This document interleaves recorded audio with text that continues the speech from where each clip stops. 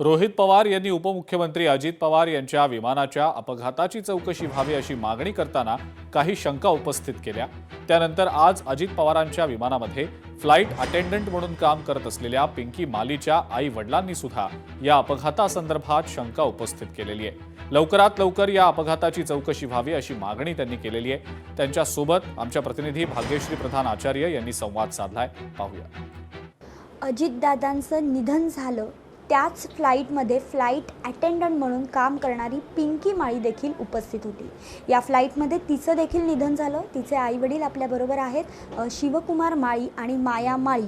आपण त्यांना विचारूया, कारण काल रोहित पवारांनी एक मोठे आरोप जे आहेत ते केलेले आहेत, संशय व्यक्त केला आहे। तर नेमकं त्यांना काय वाटतं हे आपण त्यांच्याकडनं जाणून घेणार आहोत। सर, काय वाटतं नेमकं तुम्हाला, रोहित पवारांनी जे आरोप केले ते तुम्हाला मान्य आहेत?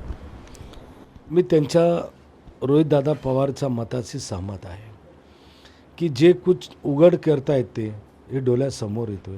कारण की आज 14 दिवस झाले इन्क्वायरी कुठल्या बेसवर चालू आहे, एवढा स्लो पोझिशनवर।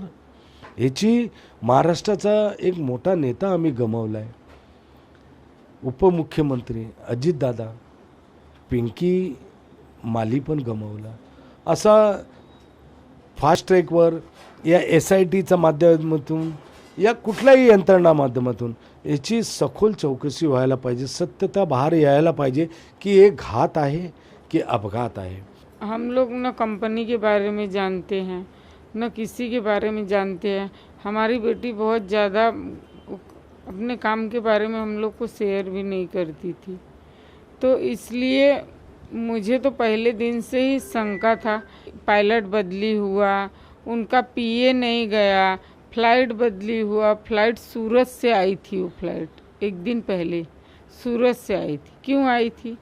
फ्लाइट भी बदली हो गया, पायलट भी बदली हो गया, PA भी नहीं गया, जबकि उनके साथ हमेशा 3 से 4 लोग जाते थे। तो उस दिन सिर्फ उनका बॉडीगार्ड ही क्यों गया और लोग कहाँ चले गए थे? तो ये सब देख के सुन के जितना हम लोग समझ सकते हैं, मुझे तो यही लगता है कि इसमें कुछ राजनीति है। ही चौकशी फास्ट ट्रॅकवर होणं गरजेचं असल्याची मागणी देखील ते करताना पाहायला मिळतात।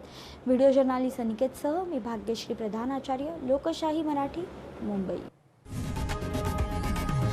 लोकशाही मराठी ऐका, पहा, जागरूक रहा।